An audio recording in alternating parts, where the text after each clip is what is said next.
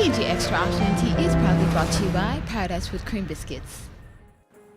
On today's show, we have Steven Kilage, a local business owner, join us in the studio. Thanks so much for joining me today. Thanks for having me back.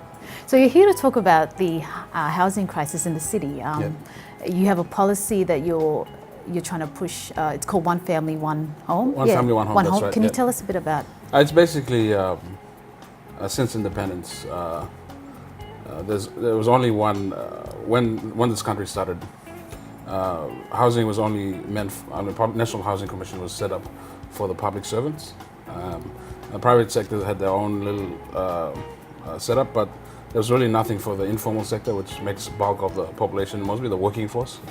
And in 1978, there was a document called the Morgan Report. Basically, told the government that they need to start utilizing a lot of land and freeing it up so citizens can have more access to land, and hence because the city is going to grow.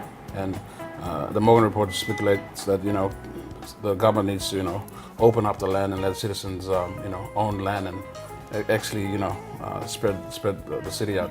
But it hasn't been done correctly, so that's why we have Yeah, I mean, how bad is the issue with housing? It's pretty bad. I mean, you've got Motu-Kotabian landowners, central people. They're also angry because we've got an influx of people coming to the city.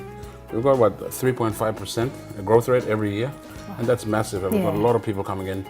Papua New Guinea is 97% customary owned, and 3% owned by state. So I mean, we've got a lot of land.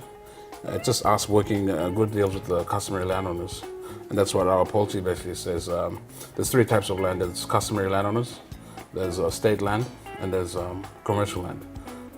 In that policy, we basically want to utilize that and try to get whoever's in government to be the facilitator.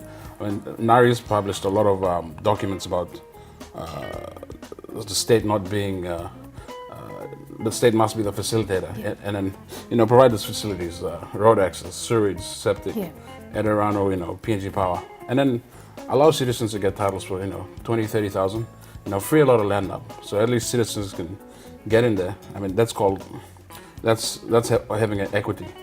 So then you can utilize, as you said earlier, with the BSP facility that's there. I mean, you go to BSP now, they still have the regulations. Okay,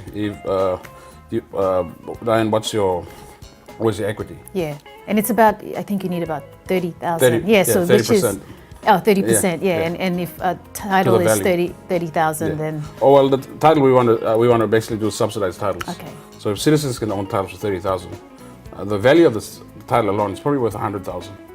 So with that title, you can go based on your budget, negotiate with the bank. We've invited companies to build houses for 50,000 to 120,000. wow. So basically,